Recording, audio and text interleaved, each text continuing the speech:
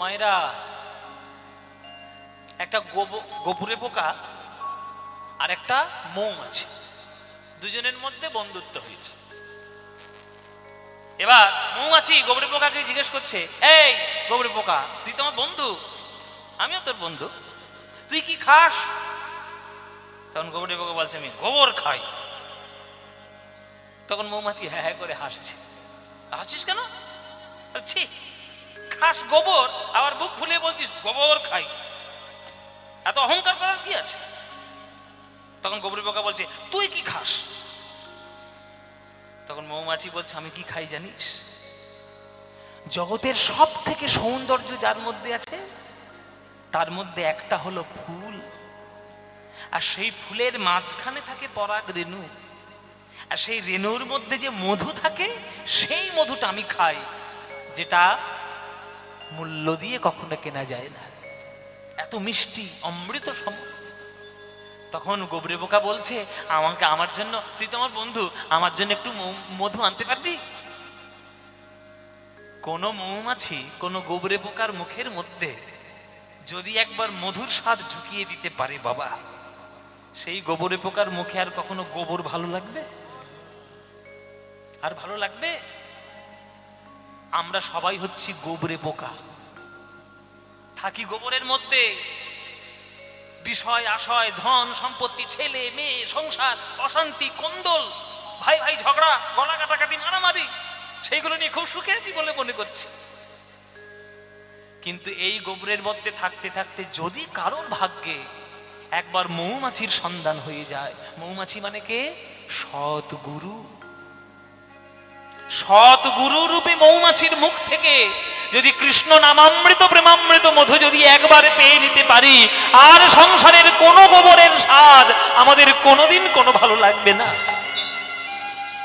বলুন আপনারা কালকের থেকে কি খাবেন, গোবর না মধু?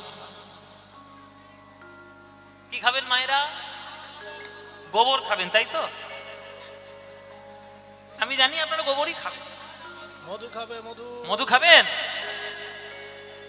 বলে বাবা পাবো না, পাবো না। কেন পাবেন না? নিশ্চয়ই পাবেন। জীবের নিস্তার লাগি নন্দ সুত হরি, ভুবনে প্রকাশ হন গুরু রূপ ধরি। মহিমায় গুরু কৃষ্ণ এক করি জানো, মহিমায় গুরু কৃষ্ণ এক করি জানো। গুরু আজ্ঞা হৃদয় সদাই সত্য করি মানো, গুরু আজ্ঞা হৃদয় সদাই সত্য করি মানো। রাখো গুরু রূপে ভগবান, গুরু রূপে ভগবান। শিষ্যের করে পরিত্রাণ গুরু রূপে ভগবান, শিষ্যের করে পরিত্রাণ গুরু রূপে ভগবান। গুরু নিন্দুকের মুখ কভু না দেখিবে, গুরু নিন্দুকের মুখ কভু না দেখিবে। যথা হয় গুরু নিন্দা সেথা না যাইবে, যথা হয় গুরু নিন্দা সেথা না যাইবে।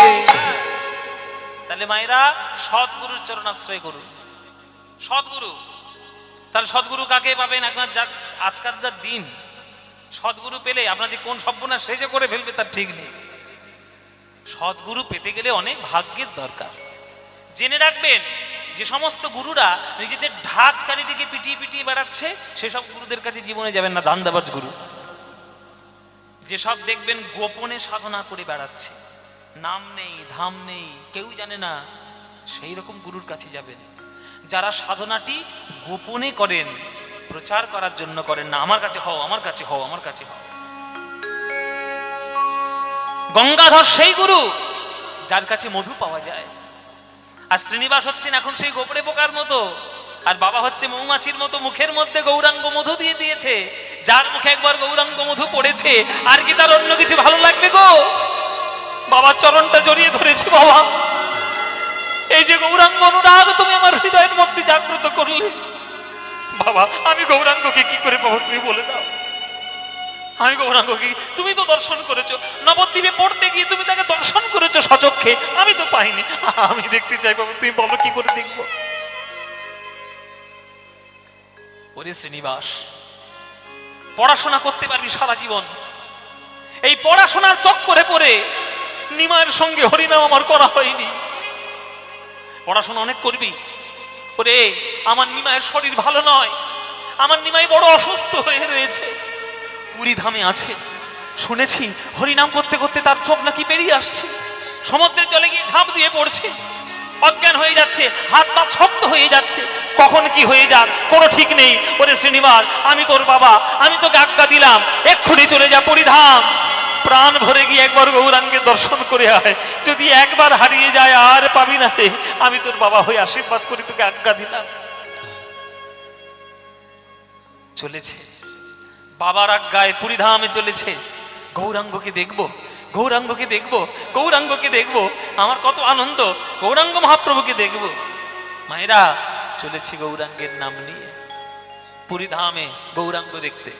গৌর গৌর গৌর গৌর গৌর গৌর গৌর হে, গৌর গৌর গৌর গৌর গৌর গৌর গৌর হে, গৌর গৌর গৌর গৌর গৌর গৌর গৌর হে, গৌর গৌর গৌর গৌর গৌর গৌর গৌর হে, গৌর গৌর গৌর গৌর গৌর গৌর গৌর হে, গৌর গৌর গৌর গৌর গৌর গৌর গৌর হে, গৌর গৌর গৌর গৌর গৌর গৌর গৌর হে, গৌর গৌর গৌর গৌর গৌর গৌর গৌর হে, গৌর গৌর গৌর গৌর গৌর গৌর গৌর হে, গৌর হে।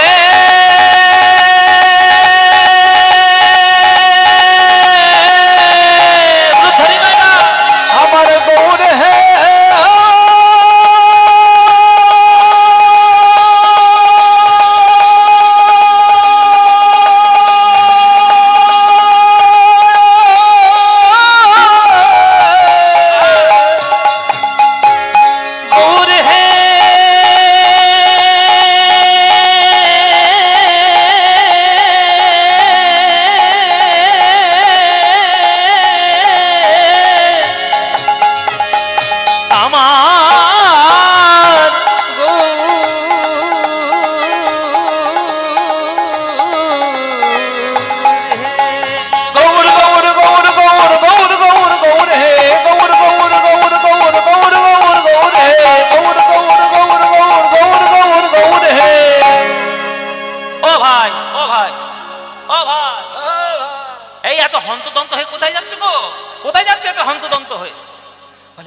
আমি পুরীধামে যাচ্ছি, পুরীধামে যাচ্ছি। আরে বাবা, পুরীধামে যাচ্ছ, তা তো তাড়াহুড়ো করার কি রয়েছে? গৌরাঙ্গ আমাদের জগন্নাথ কি পালাচ্ছে নাকি? আরে জগন্নাথ সিংহাসনের মধ্যেই আছে, পালাবে না, এত হন্তদন্ত করার কিচ্ছু নেই। আস্তে আস্তে যাও, ধীরে ধীরে যাও। আসলে আমি তাড়াতাড়ি যাচ্ছি, আমি তো শুধু জগন্নাথকে দেখবো না, আমি আরেকজনকে দেখতে যাচ্ছি। কাকে দেখতে যাচ্ছ? ওই যে গৌরাঙ্গ মহাপ্রভু, শ্রীকৃষ্ণ চৈতন্য মহাপ্রভু। কাকে? শ্রীকৃষ্ণ চৈতন্য মহাপ্রভু। ও আচ্ছা, এই বলে ভক্তটা মাথা নিচু করে নিলেন। কি হলো ভাই, মাথাটা নিচু করে নিলে কেন? মাথা নিচু করে নিলাম কেন? ওই দেখো একটা বট গাছের তলা, আর দেখো নিচে একটা বাবাজি বসে আছে। ওই বাবাজির কাছে যাও, বাবাজির কাছে গেলেই জানতে পারবে। বাবাজির কাছে শ্রীনিবাস এসছে। বাবাজি দেখছে অঝোর নয়নে কাঁদছে। বাবাজি, আপনি কাঁদছেন কেন এত অঝোর নয়নে? বাবা, আসলে আমি পুরীধাম থেকে আসছি তো, ওই জন্যই কাঁদছি। পুরীধাম থেকে? আমি তো পুরীধামেই যাচ্ছি। আরে জগন্নাথকে দর্শন করে এলে লোকের মনে কত আনন্দ হয়, শান্তি হয়, কাঁদবেন কেন আপনি? মহাপ্রভুকে যে দর্শন করে একবার, তার ত্রিতাপ জ্বালা চিরকালের মতো দূর হয়ে যায়, কাঁদবেন কেন আপনি? আপনি মহাপ্রভুকে দেখেননি? শ্রীকৃষ্ণ চৈতন্য মহাপ্রভুকে দেখেননি? ভাই, আমার তো দেখার সৌভাগ্য হয়েছে, কিন্তু এবার থেকে যারা যাবে তাদের আর ভাগ্যে গৌরাঙ্গ দর্শন হবে না। কেন? কি হয়েছে? কি হয়েছে? আমার সোনার নিমা, সোনার নিমা, শ্রীকৃষ্ণ চৈতন্য মহাপ্রভু এই জগতে আর না, জগতে না। আমার প্রভু জগতে ছেড়ে চলে গেছে। প্রভু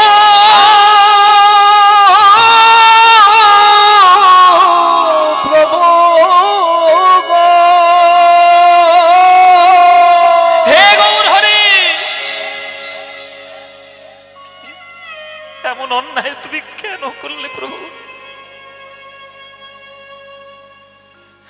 তোমায় দু চোখ ভরে দেখবো বলে আমি ছুটে যাচ্ছি পুরীতে। আমার বাবার আজ্ঞায় তোমার রূপ নয়ন ভরে দর্শন করব বলে ছুটে চলেছি পুরীতে, আর তুমি ছেড়ে চলে গেলে কেন প্রভু? যে দেহ গৌর আশীর্বাদ পেল না, যে নয়ন গৌর রূপ দেখলো না, যে হাত গৌরের চরণ ছুঁইল না, এই দেহ আমি আর রাখবো না, এই তো আমি আর রাখবো না। আমি সুরধনী গঙ্গার জলে প্রাণ বিসর্জন দেব। আছাড় খেয়ে পড়তে গেল শ্রীনিবাস। প্রভু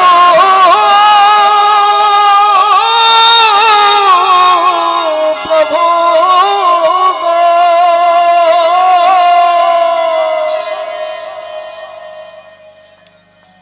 শ্রীনিবাস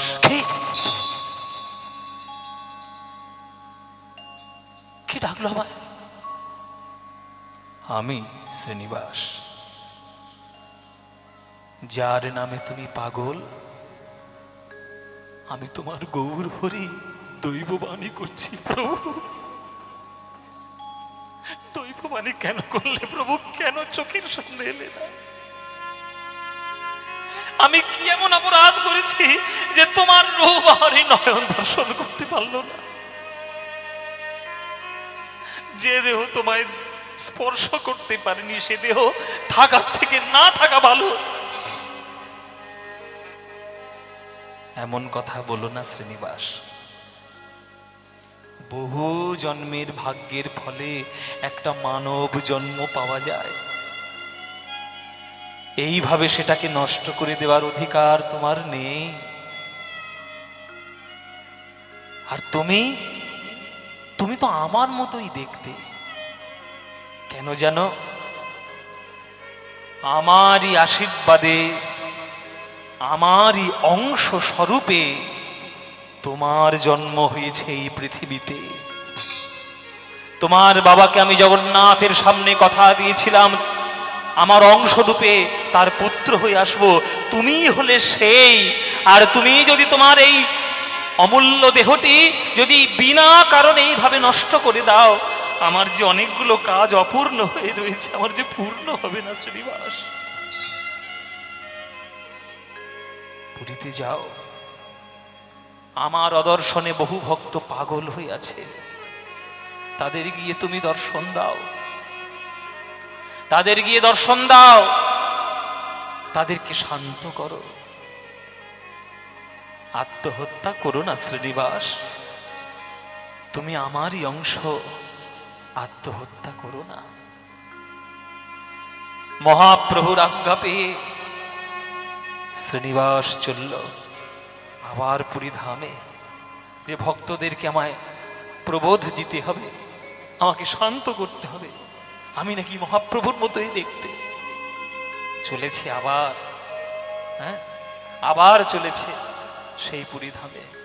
চারিবেদ সরদর্শন করিয়াও অধ্যয়ন, চারিবেদ সরদর্শন করিয়াও অধ্যয়ন, সে যদি গৌরাঙ্গ নাহি ভজে, সে যদি গৌরাঙ্গ নাহি ভজে, আরে বৃথা তার অধ্যয়ন লোচনবিহীন জন, বৃথা তার অধ্যয়ন লোচনবিহীন জন, দর্পণে অন্ধের কিবা কাজে, দর্পণে অন্ধের কিবা কাজে। ওগো বেদ বিদ্যা দুহু কিছু নাহি জানত, বেদ বিদ্যা দুহু কিছু নাহি জানত, সে যদি গৌরাঙ্গ করে সার, সে যদি গৌরাঙ্গ করে সার, প্রভু নয়নানন্দেতে ভনে সেই তো সকলে জানে, নয়নানন্দেতে ভনে সেই তো সকলে জানে, সর্বসিদ্ধি কর তলে তার, সর্বসিদ্ধি কর তলে তার। ওগো গৌর জানলে সবে জানা হলো, গৌর জানলে সব জানা হলো, গৌর ভজলে সবে ভজা হলো, গৌর জানলে সবে জানা হলো, গৌর ভজলে সব ভজা হলো, গৌর জানলে সব জানা হলো, গৌর জানলে ওগো গৌর ভজলে সবে ভজা হলো, গৌর গৌর গৌর বলো, গৌর ভজলে সব ভজা হলো, গৌর গৌর গৌর বলো, গৌর জানলে জানা হলো, গৌর গৌর গৌর বলো, গৌর ভজলে সব ভজা হলো, গৌর গৌর গৌর বলো, গৌর ভজলে সব ভজা হলো, গৌর গৌর গৌর বলো। ওগো গৌর জানলে সব জানা হলো, গৌর জানলে সব জানা হলো, গৌর গৌর জানলে সব জানা হলো। পুরীধামে উপস্থিত হয়েছে শ্রীনিবাস। খবর ছড়িয়ে পড়েছে নিমাই এসছে, নিমাইয়ের দ্বিতীয় রূপ এসছে, নিমাইয়ের দ্বিতীয় রূপ। চারিদিকে ভক্তদের মধ্যে কলরব পড়ে গেল, কে এসছে কে এসছে। সবাই গিয়ে শ্রীনিবাসের চরণে আছাড় খেয়ে পড়েছে। কেননা শ্রীনিবাস একদম গৌরাঙ্গ মহাপ্রভুর মতো দেখতে ছিল, সেই রকম গায়ের রং, সেই রকম লম্বা, সেই রকম সুন্দর দেখতে। হ্যাঁ, সবাই ছুটে গিয়ে চরণ ধরছে। তার মধ্যে অন্তরঙ্গ কিছু ভক্ত ছিল, তারা গিয়ে বলছে শ্রীনিবাস, শ্রীনিবাস দেরি করো না, আগে চলে যাও টোটা গোপীনাথের মন্দিরে, শীঘ্র যাও, নইলে সর্বনাশ হয়ে যাবে। ওইখানে রয়েছে গদাধর, কোথায় করতে কি করে ফেলবে কোনো ঠিক নেই। কেননা গৌরাঙ্গ অদর্শনে পাগলের প্রলাপ বুকছে আমার গদাধর, তুমি যদি তার কাছে না যাও সর্বনাশ হয়ে যাবে।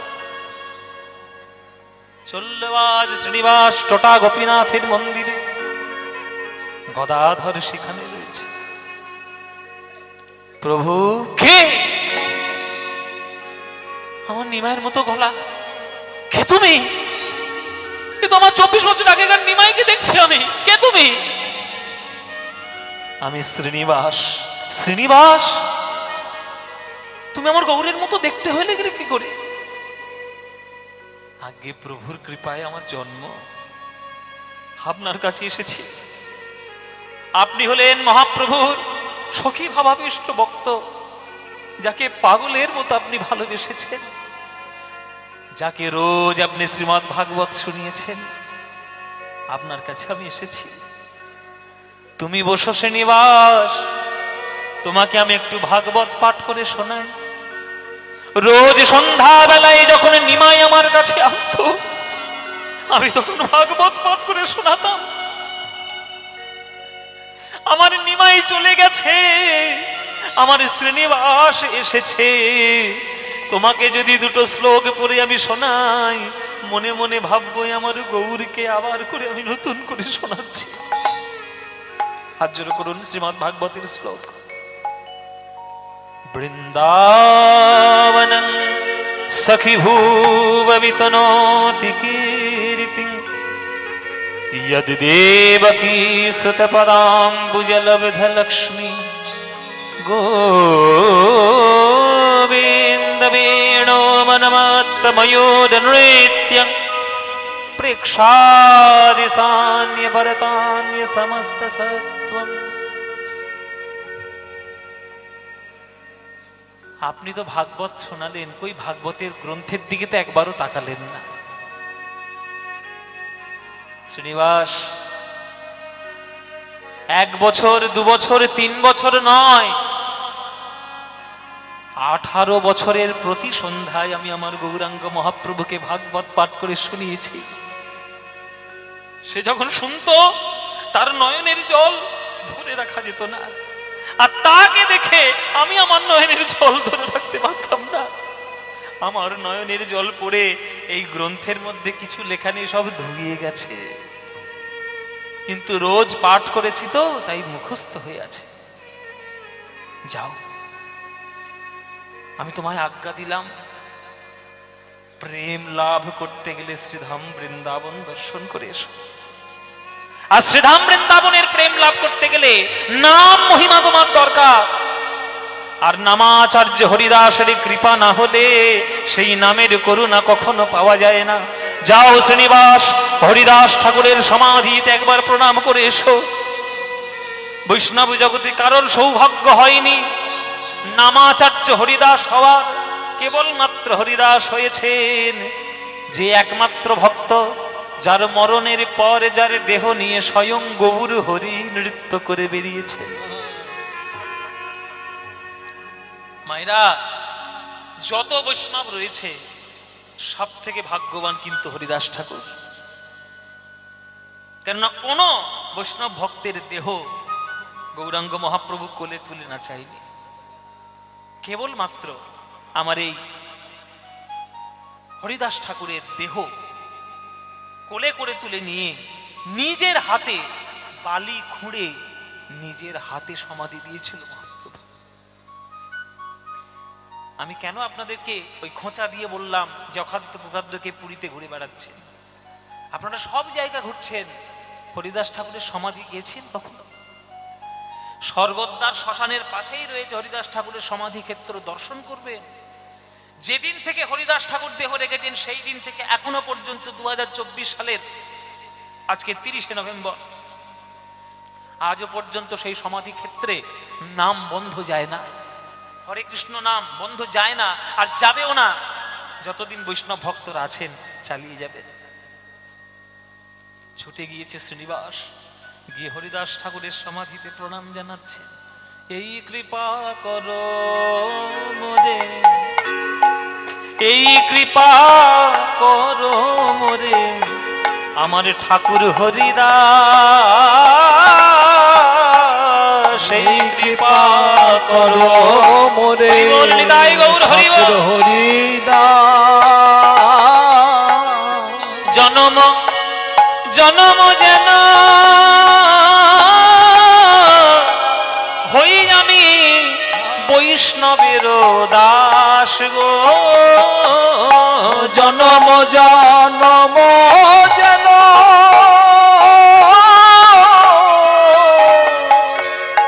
বৈষ্ণবের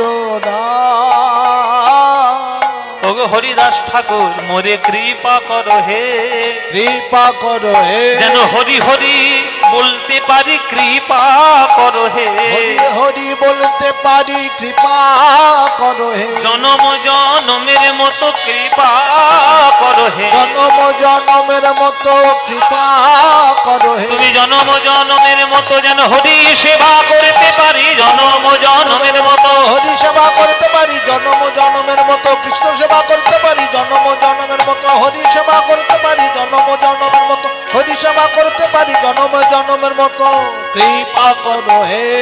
ওগো জনম জনম যেন আমি হই বৈষ্ণবের দাস রে, হই যেন আমি বৈষ্ণবের দাস।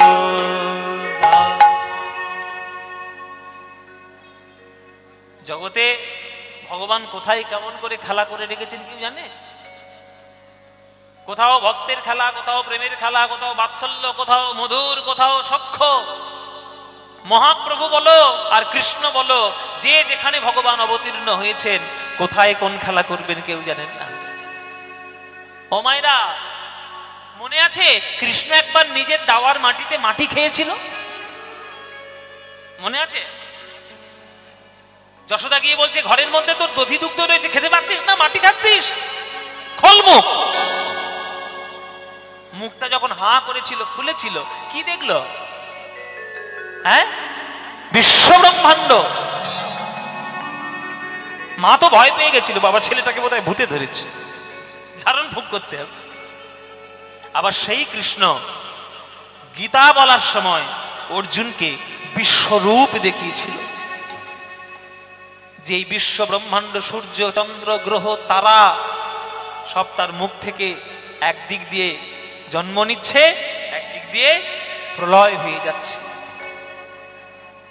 এই বিশ্ব ব্রহ্মাণ্ড ভগবানের, তার প্রেমের রূপ কোথায় কখন আসবে কেউ জানে না। আর আমরা শুধু ধর্মের নামে, জাতির নামে মারামারি কাটাকাটি করে মরি। এই হরিদাস ঠাকুর ছিল মুসলমানের ছেলে, তৎকালীন সমাজের ব্যবস্থা অনুসারে তাকে 22টা বাজারের বেত্রাঘাত সহ্য করতে হয়েছিল। তবুও সে বলেছিল, খণ্ড খণ্ড যদি হয় দেহ প্রাণ, তথাপি না ছাড়িব আমি মধুর কৃষ্ণ নাম। কি আপনি ভেদাভেদ করছেন, আর কি আপনি ধর্মের উল্টো পাল্টা ব্যাখ্যা দিয়ে বেড়াচ্ছেন? প্রত্যেকটি ধর্মের মূল কথা হলো প্রেম। প্রেম যদি না থাকে মানুষে মানুষে, তাহলে ধর্মও থাকবে না, মানুষও থাকবে না, আর পৃথিবীও থাকবে না। আবার সেই ডাইনোসররাই ফিরে আসবে, মানুষ আর থাকবে না। খেলিছ,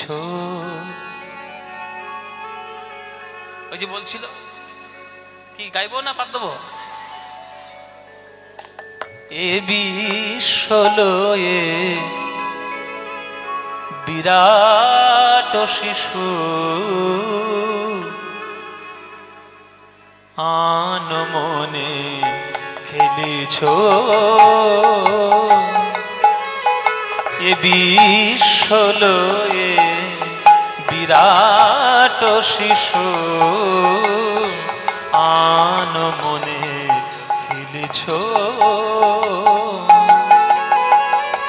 প্রলয় সৃষ্টি তব পুতুল খেলা প্রলয় সৃষ্টি তব পুতুল খেলা নিরজনে প্রভু নিরজনে খেলিছ এ বিশ্বলয়ে বিরাট শিশু আনমনে খেলিছ শূন্যে মহা আকাশে তুমি মগ্ন লীলা বিলাসে শূন্যে মহা আকাশে তুমি মগ্ন লীলা বিলাসে ভাঙিছ গড়িছ নীতি ক্ষণে ক্ষণে ভাঙিছ গড়িছ নীতি ক্ষণে ক্ষণে নিরজনে প্রভু নিরজনে খেলেছ এ বিশ্বলয়ে বিরাট শিশু আনমনে খেলিছ এ বিশ্বলয়ে বিরাট শিশু আনমনে খেলিছ। এই গানটা কার লেখা? হ্যাঁ, কার লেখা? কাজী নজরুল ইসলাম। আমার মনে হয় আমরা যারা পড়াশোনা করি, বিশেষ করে আমাদের হিন্দুরা যারা পড়াশোনা করি, যারা সাহিত্য বা যারা বাংলা এইসব নিয়ে পড়াশোনা করেছেন, তাদের সবার বাড়িতে একটা করে নজরুল ইসলামের ছবি আছে। আছে কি নেই বাবা? আমার বাড়িতে তো আছে নজরুল ইসলামের ছবি। আমি নজরুল ইসলামকে ভীষণ ভালোবাসি, তার রচনা, তার সাহিত্য। তিনি একাধারে বিপ্লবী, আবার একাধারে প্রেমিক, আবার একাধারে সঙ্গীতজ্ঞ। কি গুণ নেই তার মধ্যে বলুন তো? বাঙালিরা তাকে কি সম্মান দিয়েছে? কি সম্মান দিয়েছে তাকে? কিচ্ছু দেয়নি। শেষ বয়সে তার যা কষ্ট দেখলে আপনার চোখে জল ধরে থাকতে পারবেন না। আর আমরা তারই রচনা নিয়ে আমরা করে করে খাচ্ছি। যে মুসলমানের বাড়িতে নজরুল ইসলামের যদি কোনো ছবি না থাকে, যে হিন্দুর বাড়িতে, যে মানুষের বাড়িতে যে নজরুল ইসলামের যদি ছবি না থাকে, সে মানুষই নয়। আমরা মানুষ তাকেই মনে করি হাত আছে, পা আছে, চোখ আছে, মাথা আছে। মানুষ তাকে মনে করি না যার হৃদয়ের মধ্যে একটু প্রেম আছে। নজরুল ইসলাম হচ্ছে বাংলার সেই আশ্চর্য কবি যিনি ধর্ম, বর্ণ, জাত, পাত সব চুলোত্তরে দিয়েছেন, দিয়ে তিনি ভগবানের প্রতি বিশুদ্ধ ভালোবাসা দিয়েছেন। তাই এই গান লিখতে পেরেছেন, নইলে লেখা সম্ভব নয়। অথচ সম্মান আমরা কিছু দিইনি। তিনি লিখছেন সঞ্চারিতে, তারকার বিশোষী খেলো না তব হে উদাসী, পড়িয়া আছে রাঙা পায়ের কাছে রাশি রাশি। এত বড় দর্শন, এত বড় দর্শন। আস্তে আস্তে গো। সকালবেলা সূর্য উঠে প্রণাম করেন মায়েরা? সূর্য প্রণাম করেন? মনে করুন আপনি সকাল 6টার সময় উঠে সূর্যকে প্রণাম করছেন। জানেন যে সকাল 6টার সময় যে সূর্যটাকে আপনি প্রণাম করলেন, ওটা 6টার সূর্যই নয়। বিজ্ঞানটা তো পড়তে হবে। ওটা সকাল 6টার সূর্য নয়, ওটা 5টা 52 সূর্য। কেননা পৃথিবীর থেকে সূর্যের দূরত্ব 15 লক্ষ কিলোমিটার। এই 15 লক্ষ কিলোমিটার থেকে এর আলোটা আসতে 8 মিনিট 13 সেকেন্ডের মতো সময় লাগে। অথচ আলোর গতি সব থেকে জগতে বেশি, লাইটের স্পিড সব থেকে বেশি, সেইটা আসতে 15 লক্ষ কিলোমিটার দূর থেকে 8 মিনিটের বেশি সময় লাগে। তাহলে আপনি যেটা দেখছেন সেটা পাস্ট, সেটা অতীত, বর্তমান নয়। ছটার সূর্যটা 6টার সূর্য না, ওটা 5টা 52 মিনিটের সূর্য। তাহলে অতীত জগতে আপনি থেকে আপনি কি করে আশা করেন যে আপনি কালকের দিনটা দেখতে পাবেন? পাবেন না, গ্যারান্টি নেই। আজকে পদ্মপলাশ আপনাদের সামনে গান গাইছে, কালকে তো মরেই যেতে পারি আমি। কালকে খবর যাবে ছেপে গেল পদ্মপলাশ মরে গেছে, আপদ বিদেয় হয়েছে, তাই না? কমল দল জল জীবন টলমল ভজহু হরিপদ নীতিরে। পদ্ম ফুলের পাতায় যেমন জল কখনো স্থির থাকে না, দেহরূপ পদ্ম পাতায় প্রাণ রূপ জল কখনো স্থির থাকে না, টলমল করছে। আজকের সকালের সূর্য আপনি দেখতে পেলেন, কালকে সকালের সূর্য নাও দেখতে পারেন। তাই সময়টা যখন পাচ্ছেন, সুযোগ যখন পাচ্ছেন, হাতছাড়া করবেন না, ডেকে নিন ভগবানকে। তারকার বিশোষী খেলো না তব, হে উদাসী পড়িয়া আছে রাঙা পায়ের কাছে।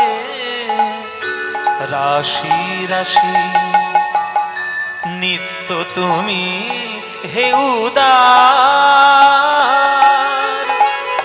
সুখে দুঃখে অবিকার, নিত্য তুমি হে উদার, সুখে দুঃখে অবিকার। হাসিছ খেলিছ তুমি আপন সনে, হাসিছ খেলিছ তুমি আপন সনে। নিরজনে প্রভু নিরজনে খেলিছ, এ বিশ্বলয়ে বিরাট শিশু আনো মনে খেলিছ। এ বিশ্বলয়ে বিরাট শিশু আনো মনে খেলিছ, খেলিছ, খেলিছ।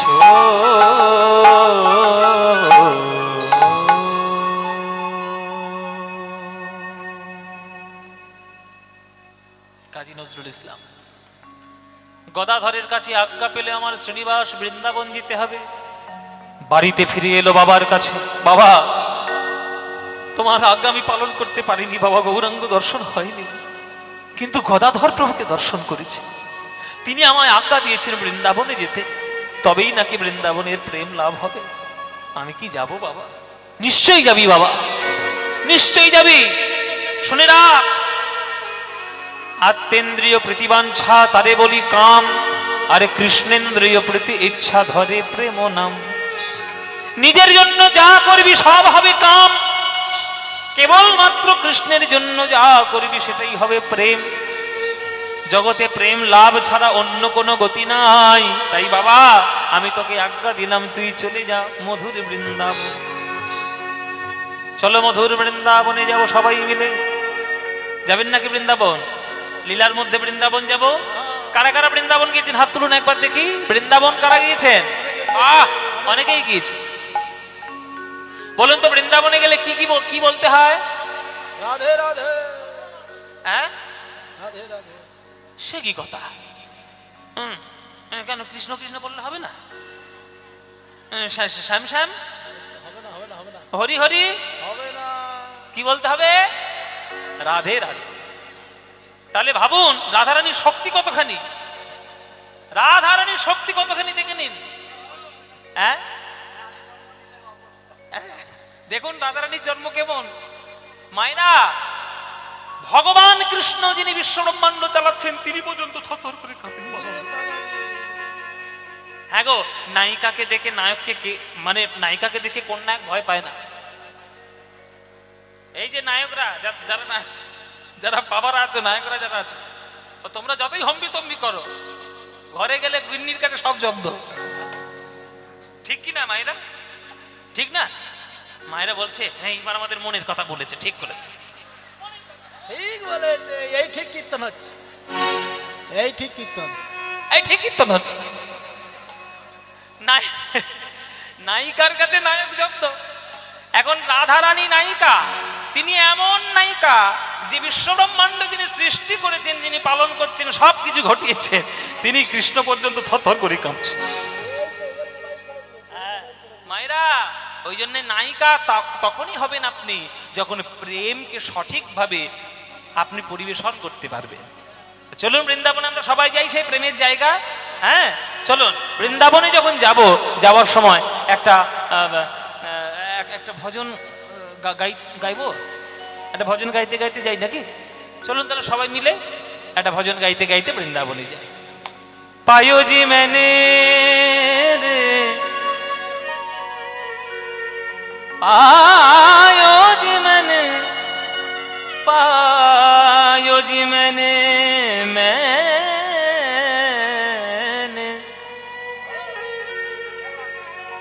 पायो जी मैंने, पायो जी मैंने राम रतन धन पायो, पायो जी मैंने। हरि बोल हरि हरि बोल।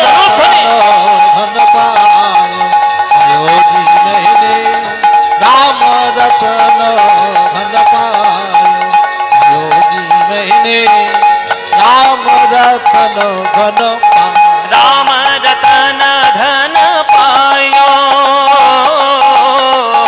राम रतन धन पायो, पायो, राम रतन धन पायो, पायो, राम रतन धन पायो, पायो, राम रतन धन पायो, पायो जी मैंने राम रतन धन पायो, पायो जी मैंने राम रतन धन पायो, पायो जी मैंने राम रतन धन पायो।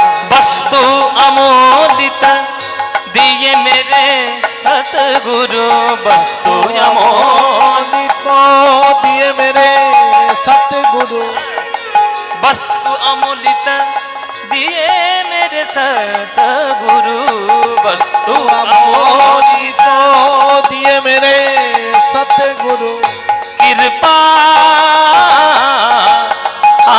कृपा कृपा कर अपनायो, पायो जी मैंने राम रतन धन पायो, पायो जी मैंने राम रतन धन पायो, पायो जी मैंने राम रतन धन पायो, पायो जी मैंने राम रतन धन पायो। चोर न लूटे और खर्च न खूटे, चोर न लूटे खर्च ना खूटे। এই যে বারুইপুরে না, বারুইপুরে তোমাদের একটা ঘটনা বলি। কি গল্প? বারুইপুরে একটা পিসিচন্দ্র জুয়েলার্স হয়েছে। তাই নাকি? কোনোদিন শুনিনি। শোনেননি কোনোদিন? না, প্রথম শুনছি। বারুইপুরে দেখবেন ওই পদ্মপুকুরের পাশে একটা পিসিচন্দ্র জুয়েলার্স হয়েছে। আচ্ছা, এবার মনে করুন আপনার বাবা আপনার অনেক টাকা দিয়ে বিয়ে দিচ্ছে, 10 লাখ টাকার গয়না আপনাকে গড়িয়ে দিয়েছে। 10 লাখ টাকার গয়না, 10 লাখ। তাই হোক। আচ্ছা ওই 10 লাখ টাকার গয়না সবগুলো গায়ে পরে আর বারুইপুর লোকাল ধরে শিয়ালদায় যেতে পারবে? সব শেষ, হ্যাঁ সব শেষ। সব শেষ। যদি একবার চোর দেখেছে হ্যাঁ যে একবার ওই সোনা ভালো করে সোনা গয়না পরে আপনি ওই ট্রেনের মধ্যে উঠেছেন আর কানের বড় বড় ঝুমকো ঝুমকো দুল, কান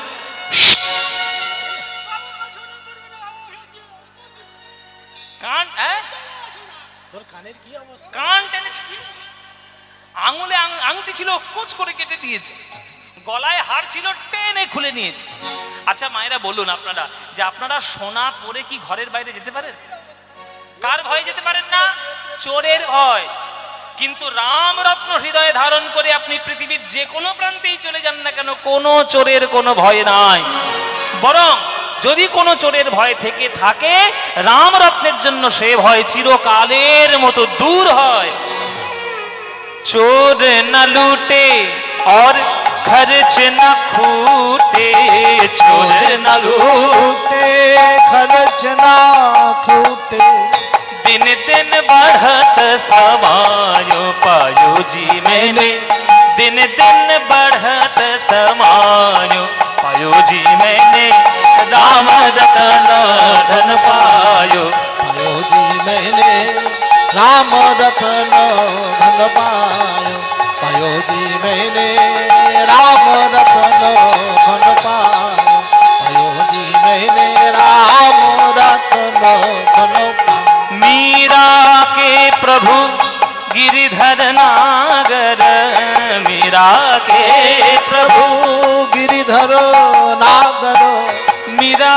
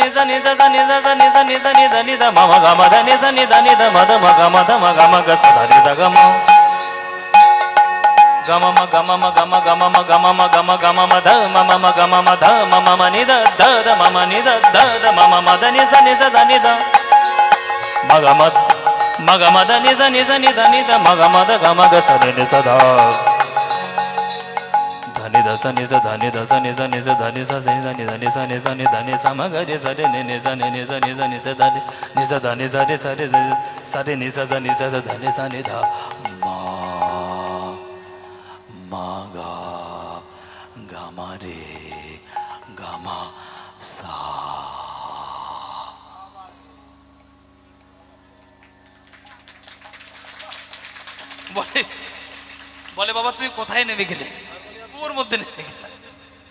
দেখুন গলার স্বরটা কোথায় চলে গেল, এতটা নিচে। অভ্যাস, খাদের রেওয়াজ।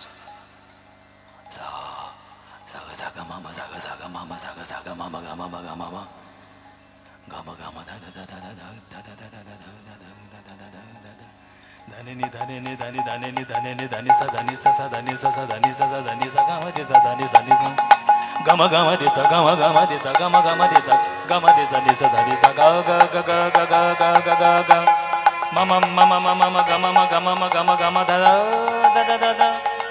যতটা নিচে গেল এবার উপরে দা দা দা দা দা da da da da da da ni da da da da da da da sa da da da da da da da da ni da ni da ni da da da da da ni sa ni sa ni da sa ni da sa ni da sa sa ni sa da ni da sa ni sa da ni da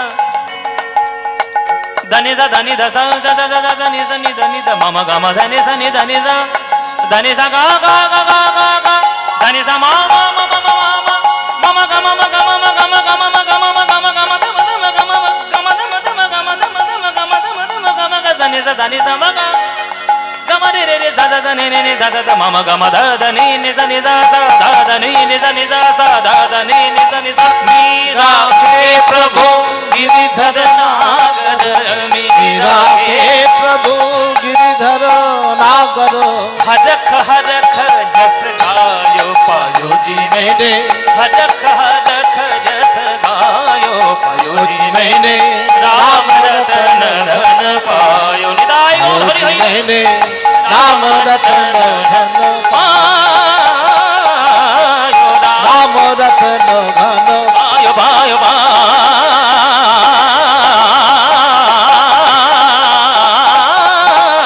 Ram रतन घन धन पायो पायो पायो पायो राम रतन धन राम रतन धन राम रतन धन पायो।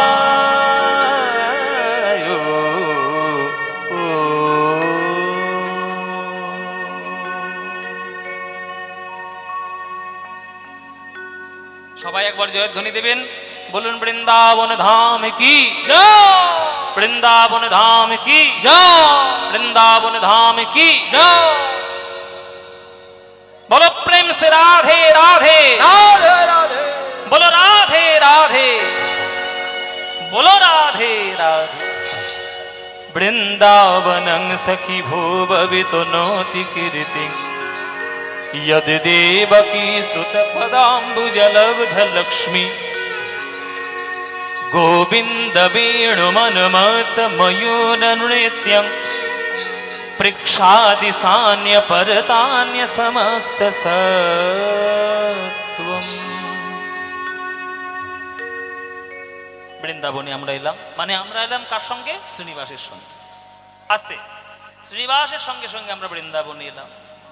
শ্রীনিবাস যাওয়ার আগে ষড় গোস্বামীর মধ্যে তখন বসবাস করছিলেন আমাদের বৃন্দাবনে জয়রূপ সনাতন ভট্ট রঘুনাথ, শ্রীজীব গোপাল ভট্ট দাস রঘুনাথ। এই গোপাল ভট্ট এনার কাছে দীক্ষা গ্রহণ করেছিল এই শ্রীনিবাস ভট্টাচার্য। আর এই গোপাল ভট্টের সেবিত এক রাধা মোহন, মানে ওই যে মূর্তি, সেটার থেকে স্বয়ং ভগবান মূর্তি রূপে স্বয়ং প্রকাশিত হয়েছিল। আপনারা জানলে অবাক হয়ে যাবেন। সেই তার কাছে দীক্ষা গ্রহণ করেছিল শ্রীনিবাস আচার্য। তারপরে জীব গোস্বামীর কাছে চলে গেলেন। জীব গোস্বামী বলছেন, শ্রীনিবাস, যত শাস্ত্র রয়েছে প্রেম শাস্ত্রের মধ্যে শ্রেষ্ঠ হলো শ্রীমদ্ ভাগবত। ভাগবত আমি তোমায় শিখিয়ে দেব, তুমি আমার কাছে ভাগবত শিক্ষা করতে আসবে। জীব গোস্বামীর কাছ থেকে ভাগবত শিক্ষা করলেন, আর এমন শিক্ষা করলেন যে কয়েকদিনের মধ্যেই ভাগবতের এত প্রাঞ্জল ব্যাখ্যা এবং এত দার্শনিক ব্যাখ্যা সে শুরু করেছেন যে স্বয়ং জীব গোস্বামী তাকে নাম দিয়ে দিলেন, আজ থেকে তোমার নাম হলো আচার্য প্রভু। ওই জন্যে শ্রীনিবাস ভট্টাচার্য থেকে শ্রীনিবাস আচার্য হয়েছেন এই জীব গোস্বামীর জন্য। বৃন্দাবনের সকল কাজ সমাধা করে তিনি তখন দেখা হয়ে গেল তার সঙ্গে নরোত্তম দাস ঠাকুর এবং শ্যামানন্দ প্রভুর সঙ্গে। আপনারা নরোত্তম দাস ঠাকুরের লীলা শুনেছেন? অনেকেই শুনেছেন। শ্যামানন্দের লীলা শুনেছেন? প্রভু শ্যামানন্দের লীলা অনেকেই শুনেছেন। আর আজকে শ্রীনিবাস আচার্যের কথা শুনছেন। এই সমস্ত যে লীলাগুলো আপনারা শুনছেন, এটার কন্ট্রিবিউশন একটা মানুষের। সেই মানুষটা না এলে আমরা সব পালা সম্বন্ধে জানতেই পারতাম না। একটা মানুষ এসব জিনিস আমাদেরকে শিখিয়েছেন, তার নাম হচ্ছে কীর্তন সম্রাট সুমন ভট্টাচার্য। তিনি এইসব পালাগুলো তৈরি করেছেন। আমার গুরু বলে আমি ঢাক পেটাচ্ছি না। যারা তাকে প্রকৃত চেনেন বা জানেন তার পড়াশোনার স্তর কতটা, এসব জিনিস আমরা তার জন্য পেয়েছি। সেই শ্রীনিবাস, শ্যামানন্দ, নরোত্তম তিনজন মিলেই তারা বাংলাতে ফিরে এলেন। আর বাংলায় তখন প্রেমের রাজত্ব চলছে বলে বৃন্দাবনের মতো ভয় কিন্তু বাংলায় ছিল না। মায়েরা, একসময় কিন্তু বৃন্দাবনে অনেক ভয় ছিল। কিরকম ভয় না, বৃন্দাবনটা হচ্ছে খানিকটা দিল্লির কাছাকাছি, আর দিল্লিতে তখনকার দিনে রাজত্ব করছেন মুসলমান সম্রাটরা, বিধর্মী শাসকরা। আর তাদের সব সময় একটা ভেতরে ভেতরে, মুখে যতবারই বলুক কিছু মনে করবেন না, মুখে যতই সব বড় বড় কথা বলুক, তারা মনে মনে চায় সবসময় বিধর্মীকরণ করাও কি করে, হ্যাঁ, হিন্দু ধর্ম কি করে লুপ্ত হয়ে যাক, সেই ধর্ম তারা চেষ্টা করত। তাই বৃন্দাবনে শাস্ত্র লেখা বড় সমস্যা ছিল। কেননা কোনো সম্রাটের যদি মাথা খারাপ হয়ে যায় আর সে যদি মনে করে সব শাস্ত্রকে পুড়িয়ে ফেলবো, ওই খিলজি সাহেবের মতো নালন্দা বিশ্ববিদ্যালয়ে সব পাতা পুড়িয়ে পুড়িয়ে সৈন্যদের রসদের খাদ্য জোগাড় করেছেন তা, হ্যাঁ। 6 মাস ধরে পুড়েছে নালন্দা বিশ্ববিদ্যালয়ের পাতা, বইয়ের শাস্ত্রের পাতা। কত অত্যাচার ভারতবর্ষ সহ্য করেছে আপনারা ভাবতে পারবেন না। এই জন্য বৃন্দাবনে সাধকরা বই গ্রন্থ রচনা করতেন, আর ভয় হতো কেউ পুড়িয়ে ফেলবে না তো, কেউ সর্বনাশ করে দেবে না তো। তাই সুন্দর সুন্দর গ্রন্থ ভান্ডার তারা বৃন্দাবনে আর রাখতে চাইলেন না, যদি কিছু সমস্যা হয়ে যায়। কিন্তু মহাপ্রভুর প্রেম আন্দোলনের জন্য বাংলায় কিন্তু ততটা প্রভাবটা ছিল না। ওই জন্যে তারা স্থির সিদ্ধান্ত নিয়ে ভালো ভালো গ্রন্থ, বিদগ্ধ নাটকম, উজ্জ্বল নীলমণি, হরিভক্তি বিলাস, হ্যাঁ, দান কেলি কৌমুদী, নানান ধরনের নাটক গ্রন্থ, নানান ধরনের সব মূল্যবান তারা গরুর গাড়িতে ভর্তি করে বাংলায় পাঠিয়ে দিয়েছে। বাবাজিরা গরুর গাড়ি, আগেকার দিনে গরুর গাড়ি সব যেত, যাতায়াত করত। মায়েরা, আপনারা যারা ভারতের ম্যাপ দেখেছেন তারা জানবেন যে বৃন্দাবন থেকে বাংলায় আসতে গেলে একটা রাস্তা আছে। দেখুন, ঘুরেও আসতে পারেন, সোজাও আসতে পারেন। উত্তরপ্রদেশের সোজা বরাবর বিহার, ঝাড়খণ্ড হয়ে বাঁকুড়ার বুক থেকে তবেই তো আপনি নবদ্বীপ আসবেন। এই বাঁকুড়া জেলাটা পার করতে হবে। আর তখন এই বাঁকুড়া জেলার বিষ্ণুপুরের একজন রাজা বসবাস করতেন, তার নাম হচ্ছে বীর হাম্বির রাজা। কি বললাম মায়েরা নামটা? হ্যাঁ, আমি বলেছি মাঝে মাঝে ঠুকে ঠুকে দেখে নেব। বীর হাম্বির রাজা। এই বীর হাম্বির রাজা, তার একটা বিশেষত্ব হচ্ছে যে তিনি দিনের বেলায় যখন সিংহাসনে বসবেন তখন তিনি সুন্দর রাজা সম্রাট, আর সন্ধ্যাবেলা হয়ে গেলেই তিনি ডাকাতের সর্দার। বিরাট বড় ডাকাত ছিল বিষ্ণুপুরের। বিষ্ণুপুর মানে বাঁকুড়ার কথা বলছি। এখনকার দিনের বাঁকুড়ার চিত্র আলাদা হয়েছে, কিন্তু আগেকার দিনে নয়। আগেকার দিনের বাংলা, উড়িষ্যা, বিহার এই তিনটের বর্ডার ছিল বাঁকুড়া। এখনো খানিকটা অংশ রয়েছে। ঝাড়খণ্ড, উড়িষ্যা আর বাংলা এই তিনটের বর্ডার হচ্ছে বাঁকুড়া। আগে তো ঝাড়খণ্ড ছিল না, আগে তো পুরোটা বিহারই ছিল। এবার সেই বিহারের পথ দিয়ে যখন আসছে সেই গ্রন্থ ভান্ডার গরুর গাড়ি ভর্তি করে, মায়েরা, এই বীর হাম্বির রাজার যিনি রাজ জ্যোতিষী, তিনি হাত থেকে বললেন, মহারাজ, আপনার রাজ্যের পশ্চিম প্রান্ত থেকে আপনার রাজ্যে মহামূল্যবান সম্পত্তি আপনি পেয়ে যাবেন। এই রাজ জ্যোতিষী বলেছে মহাসম্পত্তি পাবো। কালু মদনকে ডাক। কালু, মদন, কালু মদন কই রে? কালু, মদন দুজনে চলে যা। এই তোরা সব আয়, লাঠি নিয়ে যা, পশ্চিমের দিকে দাঁড়িয়ে থাকবি। মহামূল্যবান সম্পত্তি ঢুকবে বলেছে। যার কাছে যা পাবি মাথা ফাটিয়ে। আরে বাবা, ঠিক আছে, তাই হবে। কি হচ্ছে ভাইরা? অত্যাচার উপরে, যত অত্যাচার এর উপরে, হ্যাঁ, এরকম তো করবো। এমন সর্বনাশ করেছে আপনি জানেন? হ্যাঁ, সর্বনাশ করেছে আমার। এ যখন সর্বনাশ করেছে, ওর মরণ আমার হাতে। সর্বনাশ করেছিস তুই আমার। মায়েরা শুনে না, এইবার কালু মদন নানান ধরনের ডাকাতের দল পশ্চিম প্রান্ত গিয়ে পাহারা দিচ্ছে। আর রাত্রির বেলায় গরুর গাড়িতে করে ধীরে ধীরে ওই গাড়িটা ঢুকছে, গরুর গাড়িটা ওই বিষ্ণুপুরের প্রান্ত দিয়ে। ব্যাস, আর মহারাজা বলে দিয়েছে সম্পত্তি ঢুকবে। হারে রে রে রে রে,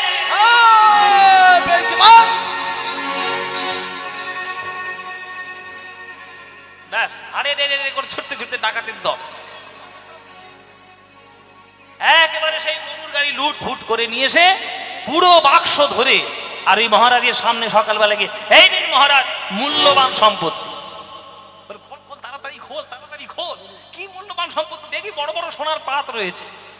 ও মায়েরা, মনে খুব আশা ছিল সোনার পাত দেখবে, আর যেই কাঠের বাক্স খুলেছে সব দেখে ছেঁড়া তাল পাতা।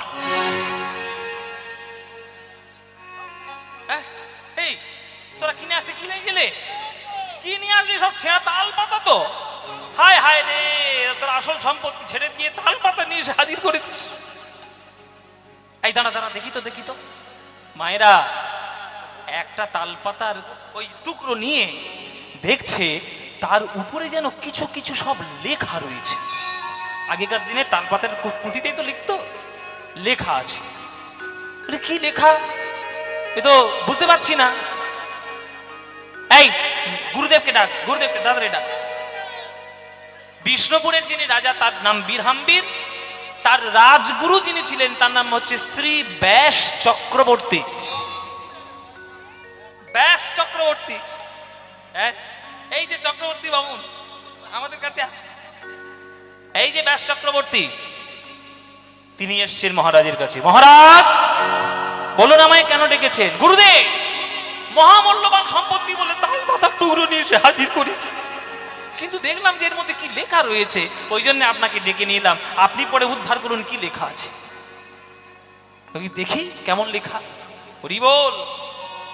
রতনে রতন চেনে, কি গো মায়েরা, রতনে রতন চেনে, পরেরটা বলবো না, অত ডিটেলসে যাওয়ার দরকার নেই। হ্যাঁ, রতনে রতন চেনে। ব্যাস চক্রবর্তী একটা করে পুঁথি যখন নিচ্ছেন হাতে আর একটু করে যখন পড়ছেন, তিনি থরথর করে কাঁপছেন। সর্বনাশ, কি পেয়েছেন মহারাজ আপনি? আপনি জানেন আপনি কি পেয়েছেন? আপনি কি মনে মনে ভাবলেন জগতে কেবলমাত্র মণিমুক্ত সোনাদানাই একমাত্র রত্ন? এ রত্নের দাম আপনি দিতে পারবেন? এই যে কি গ্রন্থ ভান্ডার আপনি পেয়েছেন আপনি নিজেও জানেন না। মহাজন পদকর্তাদের সারা জীবনের সাধনার সম্পত্তি এই সম্পদ গৌরাঙ্গ মহাপ্রভুর প্রিয়। বীরহাম্বির বলছে তাহলে আমার কাছে এসছে, কারণ আমি তো সব সম্মান দিতে পারবো না, রক্ষা করব কি করে? ঠিক আছে, এই ঢাড়া পিটিয়ে দাও, আমাকে ভাগবত পাঠ করিয়ে শুনিয়ে আমার মন যে গলাতে পারবে আমি তাকে এই গ্রন্থ ভান্ডার উপহার দেব। চারিদিকে পুরো রাজ্যেই ঢাড়া পিটে গেল। খবরটা এলো শ্রীনিবাসের কানে। শ্রীনিবাস তখন থাকতেন কোথায়? বর্ধমান জেলার কাটোয়ার পাশে, সেই গ্রামটার নাম হচ্ছে জাজিক গ্রাম। কি বললাম মায়েরা? মায়েরা এখন চিড়ে খেতে ব্যস্ত। হ্যাঁ মনে রাখবেন, জাজিক গ্রাম কাটোয়ায় ঢোকার আগে জাজিক গ্রাম আছে, ওই জাজিক গ্রামটা রেল লাইন একদম ধারে। হ্যাঁ ওইখানে নামবেন, ওইখানে শ্রীনিবাস আচার্যের পাটবাড়ি রয়েছে, দর্শন করবেন। একদম শ্রীখণ্ডের পরে, মানে বর্ধমান থেকে যেটা কাটোয়া লাইন যাচ্ছে ওই লাইনে জাজিক গ্রাম পড়বে। এবার জাজিক গ্রাম থেকে খবর পেয়ে চলেছে শ্রীনিবাস বিষ্ণুপুরে বীরহাম্বির রাজার কাছে। হ্যাঁ, রাজার কাছে গেলে আপনার নাম কি? আগে শ্রীনিবাস আচার্য। আপনি আমায় ভাগবত পাঠ করে শোনাতে পারবেন? আমায় কাঁদাতে পারবেন? আমার মন গলাতে পারবেন? যদি পারেন এই সমস্ত গ্রন্থ ভান্ডার আপনার।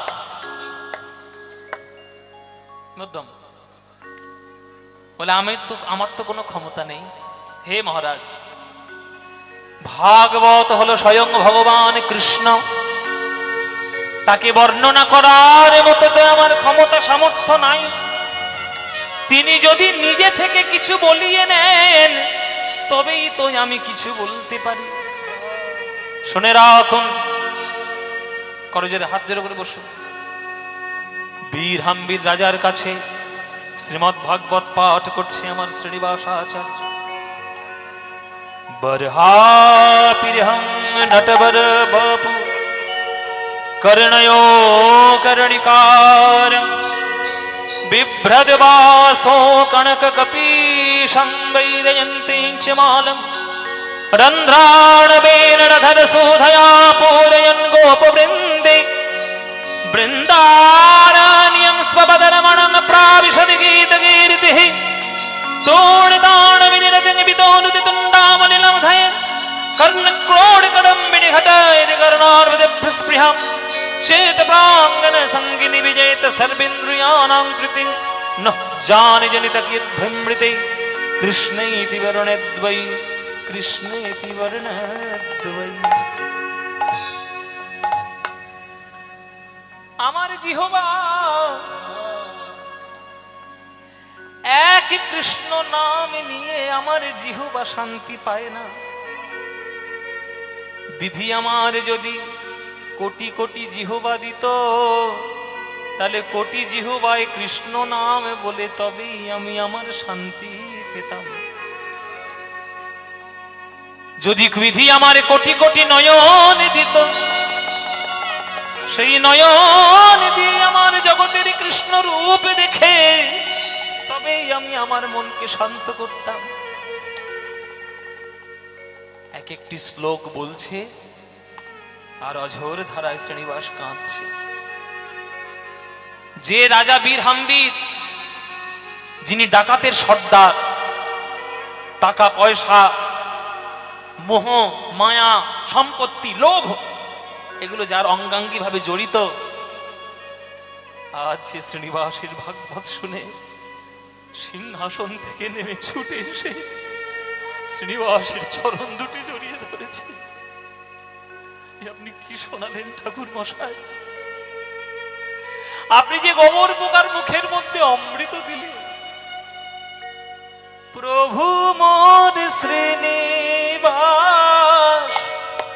পুরাইলে মনের আশ, তুয়া বিনা গতি নাহি আর রে, তুয়া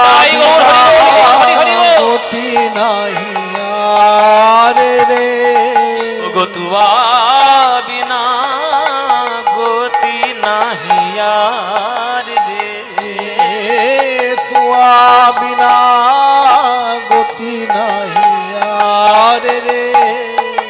আমি আছি নো মায়ার কীট,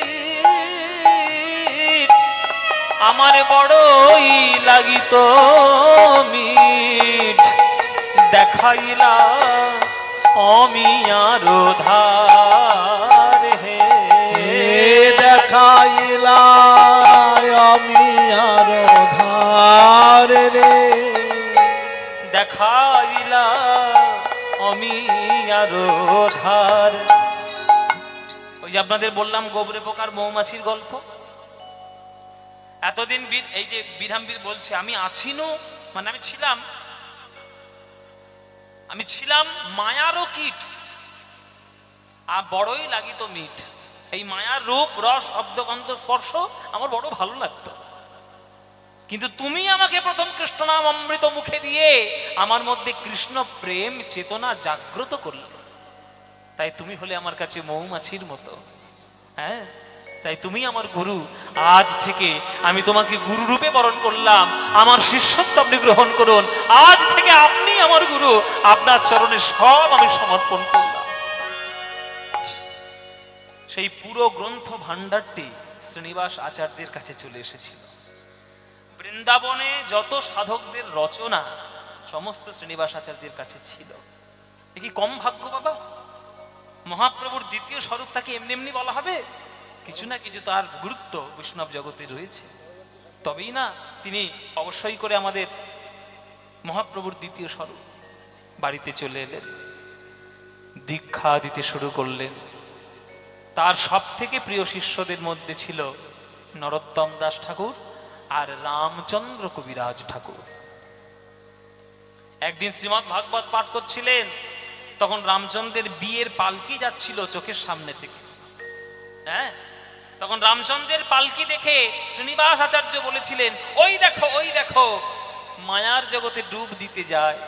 যে জানে না তার জন্ম হয়েছে কৃষ্ণ সেবার জন্য, সে আজ মায়ার পথে ছুটে চলেছে সংসার সমুদ্রে গা ভাসানোর জন্য। লোহা যতই ভারী হোক বাবা, একজনের আকর্ষণে তাকে যেতেই হবে। কে? চুম্বক। যতই ভারী হোক লোহা, চুম্বক টানলেই তাকে যেতে হবে। সুতরাং শ্রীনিবাস আচার্যের এই কথাটি চুম্বকের আকর্ষণের মতো রামচন্দ্র কবিরাজের মনকে টেনে নিয়েছিল। টেনে নিয়ে শিষ্যত্ব গ্রহণ করেছিল রামচন্দ্র। একদিন রামচন্দ্রকে গিয়ে বলছে শ্রীনিবাস, তার সাধনার এত স্তর, উচ্চ স্তর, এই রামচন্দ্র যা তো বাবা, হ্যাঁ যা তো, আমাকে একটু তেল মাখিয়ে দে। অঙ্গে তেল মাখাতে গেছে, কিন্তু তার আগের দিন রামচন্দ্র তার স্ত্রীর সঙ্গে দেখা করতে গেছিল। তা সেই স্ত্রীর কপালের সিঁদুর হাতের কনুইয়ের কাছে লেগেছিল, সেইটা দেখেনি রামচন্দ্র। তাই রামচন্দ্র যেই অঙ্গে তৈলমর্দন করতে গেছে, তেল মাখিয়ে সেবা করতে গেছে গুরুদেবের, তখন নরোত্তম ছুটে এসছে, এই রামচন্দ্র, এই অপবিত্র দেহ নিয়ে তুই গুরু সেবা করছিস? রামচন্দ্র বলছে, অপবিত্র দেহ তুই কি করে ভাবলি নরোত্তম? ভাববো না তো সিঁদুরের দাগ এলো কি করে তোর হাতের মধ্যে? কোথায় ছিলিস তুই সারা রাত?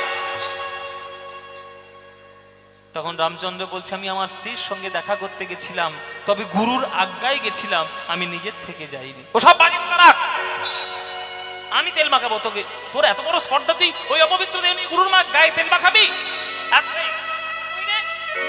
এই বলে পাশে একটা ঝাঁটা পড়েছে, সেই ঝাঁটা দিয়ে রামচন্দ্রের গায়ে ক্রমাগত আঘাত করে যাচ্ছেন, ঝাঁটার বাড়ি মারছে। গুরুদেব স্পর্শ করবি না, দূর হ।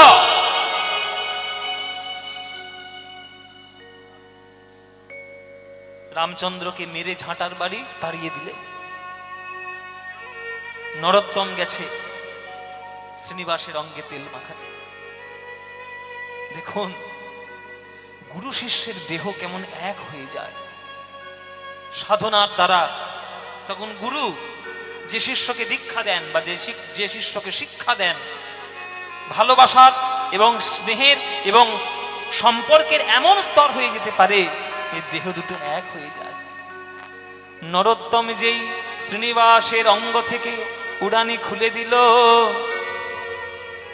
তখন পিঠে দেখছে কি জানেন? সেই ঝাঁটার দাগ পিঠে লেগে আছে, ঝাঁটার দাগ হরি বল, হরি বল, হরি বল। লেগে আছে আমার গুরুদেবের শ্রী অঙ্গে গো ঝাঁটার দাগ পিঠে লেগে আছে। ওই গুরুদেবের শ্রী অঙ্গে ঝাঁটার দাগ লেগে আছে। একই আমি তো রামচন্দ্রকে আঘাত করেছিলাম, গুরুদেব আপনার অঙ্গে এলো কি করে? নরোত্তম, আমারই শিক্ষা শিষ্য তুই, রাধা গোবিন্দের ভজন আমি তোকে শিক্ষা দিয়েছি, তবু এতদিনেও বুঝতে পারলি না যে শিষ্য গুরুদেবের কাছে শিক্ষা নেয়, দীক্ষা নেয়, সেই সেবা যদি শতভাগ সম্পূর্ণ সত্যি হয়, তাহলে দেহ আর আলাদা থাকে না, একাকার হয়ে যায়। হ্যাঁ,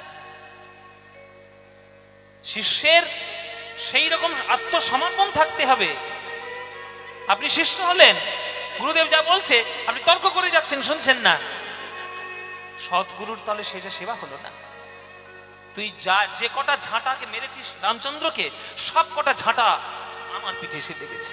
যা, ছুটে যা, এক্ষুনি যা, নইলে চাপাল গোপালের মতো অবস্থা হবে। কিন্তু বৈষ্ণব অপরাধ ক্ষমা করবে না কোনো বৈষ্ণব অপরাধ, বৈষ্ণব অপরাধের কোনো ক্ষমা নাই। চাপাল গোপালের মতো অবস্থা হবে, এক্ষুনি গিয়ে ক্ষমা চেয়ে আয়, যা। ছুটে চলল নরোত্তম, রামচন্দ্রকে জড়িয়ে ধরেছে, ভাই রে তুই আমায় ক্ষমা করে দে, তুই এত বড় বৈষ্ণব আর বৈষ্ণবের অঙ্গে ঝাঁটার আঘাত, আমায় ক্ষমা করে দে ভাই। কিন্তু নরোত্তমের আত্মগ্লানি গেল না বাবা। রামচন্দ্র ক্ষমা করে দিলেন বটে, তবে আত্মগ্লানি যায়নি। কিছু কিছু ক্ষেত্রে এমন হয় যে আত্মগ্লানি কুড়ে কুড়ে খায়। রাত্রির বেলায় সবাই যখন ঘুমিয়ে রয়েছে, এই নরোত্তম কি করলো জানেন? শীতকাল, রান্নাঘর, সবার অলক্ষ্যে নিজের হাতটা গিয়ে ওই উনানের মধ্যে ঢুকিয়ে দিয়েছে। বলে, যে হাত দিয়ে আমি বৈষ্ণবের অঙ্গে আঘাত করেছি সেই হাত আমি রাখবো না, পুড়িয়ে ফেলবো। যেই অগ্নের মধ্যে হাত দিয়েছে উনানে, এদিকে গুরুদেবের মন্দির থেকে আওয়াজ আসছে, জ্বলে গেল, জ্বলে গেল, আমার সর্বঙ্গে জ্বলে গেল, আমার সর্বনাশ হয়ে গেল। শিষ্যরা তো ধর্মর করে উঠে পড়েছে, ছুটে চলেছে গুরুদেবের ঘরে। গুরুদেব কি হয়েছে, কি হয়েছে? বলে, শিগগির যে আমার কাছে আসিস না, শিগগির যে রান্নাঘরে যা, দেখ নরোত্তম কি করছে। সবাই মিলে টেনে হেঁচড়ে নরোত্তমকে বের করে নিয়ে দাও। কি সর্বনাশ করেছিস তুই জানিস গুরুদেবের? চল দেখবি, চল নরোত্তম। মায়েরা দেখছে শ্রীনিবাস আচার্যের হাতে বড় বড় দগদগে ফোস্কা পড়ে আছে। রামচন্দ্র ছুটে এসছে নরোত্তমকে, বলছে, নরোত্তম তোকে আমি ক্ষমা করে দিয়েছি, তবু তুই কি সর্বনাশ করলি? নিজেরও করলি আর গুরুদেবেরও ছাপলি না, দেখ গুরুদেবের কি করেছিস তুই। তখন শ্রীনিবাস আচার্য বলেছিল, এ দেশে বিচার নাই বাপ রে বাপ, এ দেশে বিচার নাই বাপ রে বাপ, এ দেশে বিচার নাই বাপ রে বাপ, এ দেশে বিচার নাই বাপ রে বাপ। এরা দিনে মারে ঝাঁটা দিয়ে রাতে পোড়ায় হাত, এরা দিনে মারে ঝাঁটা দিয়ে রাতে পোড়ায় হাত, এরা দিনে মারে ঝাঁটা দিয়ে রাতে পোড়ায় হাত। দিনে মারে ঝাঁটা দিয়ে রাতে পোড়ায় হাত। এই কথা এখনো লেখা আছে জাজিক গ্রামে, মন্দিরে গিয়ে দেখে আসবেন। পয়সা খরচা করে তো অনেক জায়গায় যান, বাংলার তীর্থগুলো ঘুরেছেন কখনো? অনেক তীর্থ আছে বাংলায়, খুঁজে খুঁজে দেখুন। বীরভূম, বর্ধমান, মুর্শিদাবাদ, নদিয়া, কত জায়গায়, আমাদের দক্ষিণ 24 পরগনা, কত জায়গায়, হুগলি, কত জায়গায় কত ভক্তদের তীর্থ রয়েছে। জাজিক গ্রাম পারলে একবার ঘুরে আসবেন, বেশি খরচা নয়। হাওড়া থেকে বর্ধমান ট্রেন ধরবেন, বর্ধমান থেকে একটা কাটোয়া লোকাল ধরবেন, জাজিক গ্রাম স্টেশনে নামবেন, বলবেন শ্রীনিবাস আচার্যের পাটবাড়ি যাব, সবাই দেখিয়ে দেবে। সেই শ্রীনিবাস আচার্যের পাটবাড়ি পরবর্তী সম্প্রদায়কে আসার জন্য অনুরোধ করছি। সেই জাজিক গ্রামে এখনো পর্যন্ত মহাপ্রভুর সেই অরিজিনাল চিত্রপট সেটা আছে। এদিকে একবার করে দিন যায় আর গভীর ধ্যানের মধ্যে মগ্ন হয়ে যায় আমার এই শ্রীনিবাস আচার্য। ধীরে ধীরে যখন দিন এগিয়ে আসছে, ওই শিষ্য রামচন্দ্র গভীর সেবা করছে, আর একদিন ধ্যানের মধ্যে ডুবে গেল, 7 দিন বসে রয়েছে ধ্যানের মধ্যে।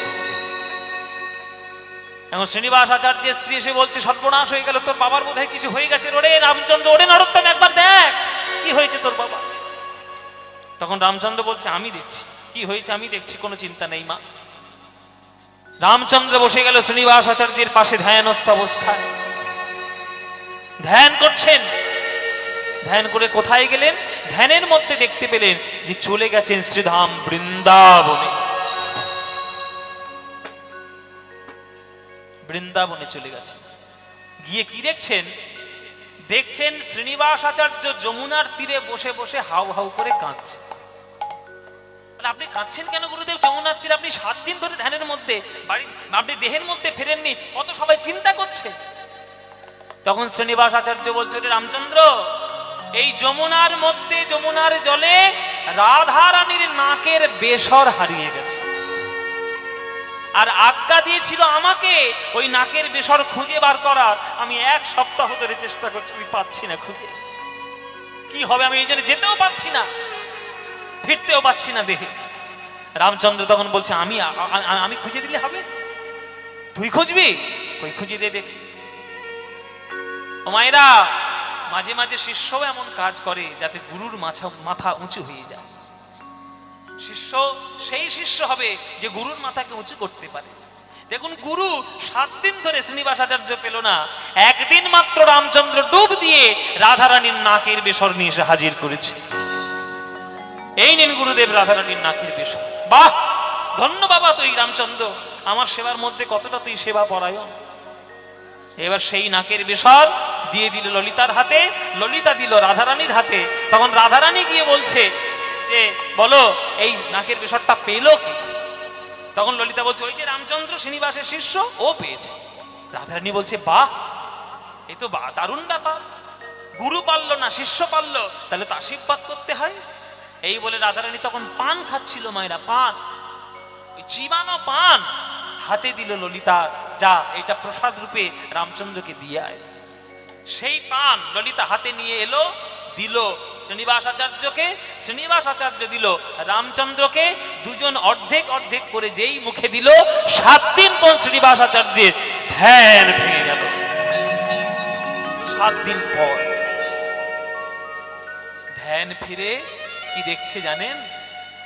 হাতের মধ্যে পানের দাগ আর ঠোঁটের মধ্যে পানের দাগ লেগে আছে।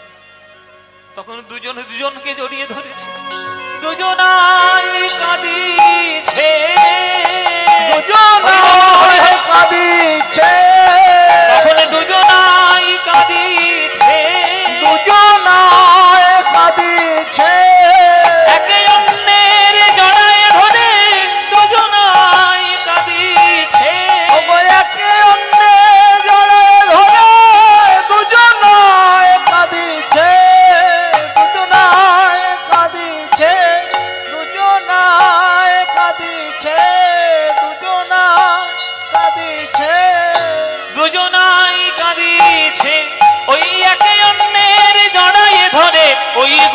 শিষ্যের মিলন হয়ে হরি হরে গলে ধরে গুরু শিষ্য মিলন হয়ে একে অন্যের গলে ধরে গুরু শিষ্য মিলন হয়ে একে অন্যের গলে ধরে গুরু শিষ্য মিলন একে অন্যের গলে ধরে গুরু শিষ্য মিলনে দুজনায় কাঁদিছে।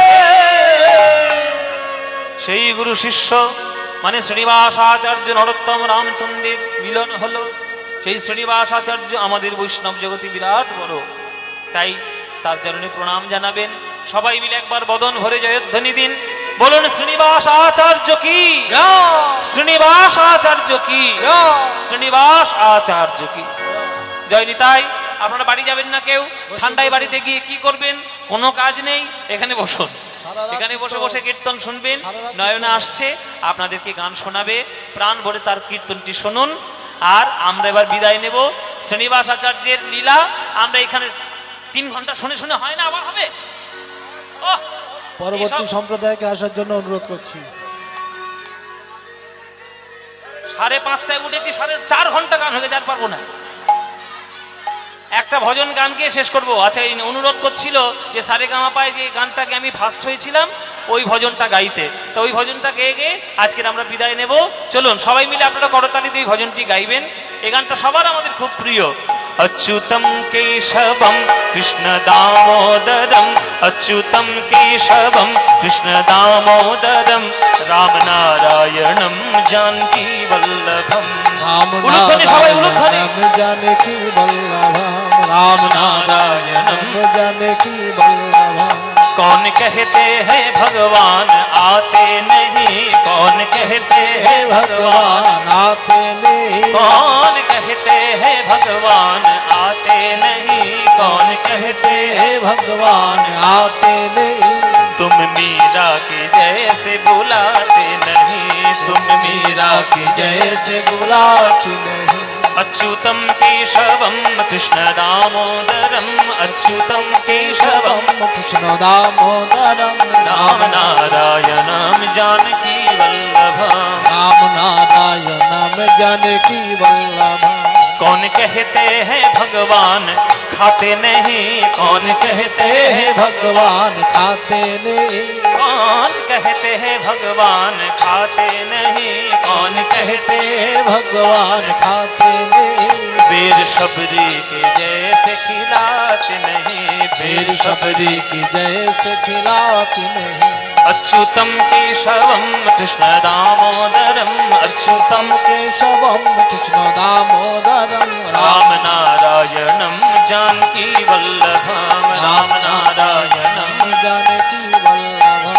कौन कहते हैं भगवान नाचते नहीं, कौन कहते हैं भगवान नाचते नहीं, कौन कहते हैं भगवान नाचते नहीं, कौन कहते हैं भगवान नाचते नहीं।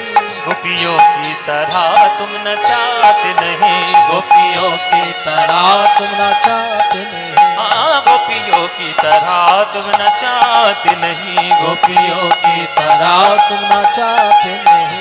अच्युतं केशवं कृष्ण दामोदरं, अच्युतं केशवं कृष्ण दामोदरं, रामनारायणं जानकी वल्लभं, रामनारायणं जानकी वल्लभं।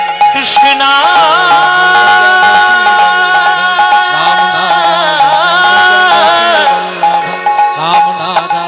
कृष्णा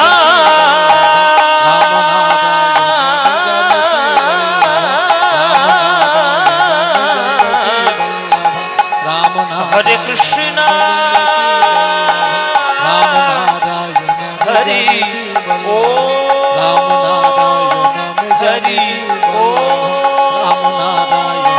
हरि ओ।